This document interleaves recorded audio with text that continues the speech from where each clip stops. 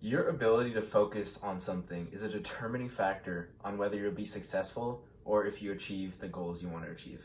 So if you feel like you're behind and months and even years pass by and you're still not achieving the things that you want to achieve, you might just have to start improving your focus.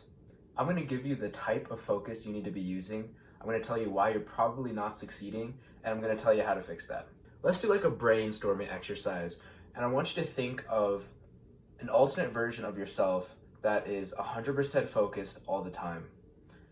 I wonder what kind of things they would achieve.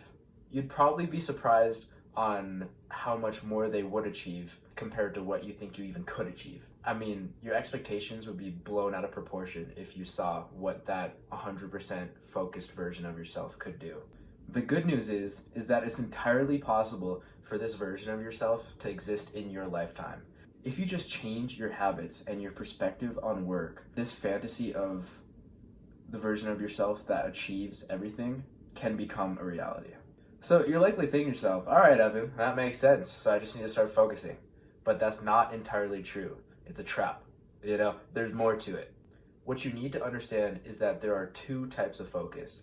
It's undirected focus and directed focus. So let's think about this here.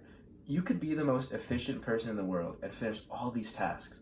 But if you're focused on the wrong things and doing the wrong tasks, you'll never achieve anything worthwhile. So an example of this would be somebody who is living a normal life and wants to start a side hustle or a business. And they're performing good habits and they're focused on a lot of different things, whether it's their primary job or they're working out a lot and they're eating right and they're getting the habits done. This person is focused and is doing the work, but they never put time in the side hustle or the business that they've been wanting to start or achieve.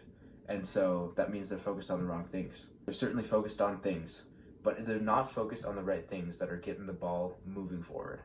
So this specific example is an example of undirected focus, and it'll be nothing in the long term if you use this type of focus because, again, as simple as it may sound, you won't achieve the things you want to because you're focused on the wrong things.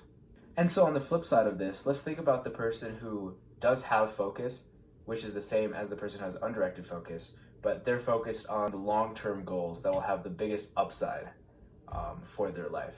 And so if we leverage this first example of somebody who's living, this one life and they want to start a different life, whether it's starting a side hustle or a business or something, a person who is directly focused will spend their spare time working on this side hustle and this business. And so if you have goals in life that you haven't quite achieved, whatever the excuse is, using direct focus might just be your answer. Before even working on this focus, you need to figure out exactly what you need to be working on to achieve this goal specifically. And if it sounds simple, that's because it is. I've noticed so many people will want to achieve a goal, but they won't go in with a plan or anything like that.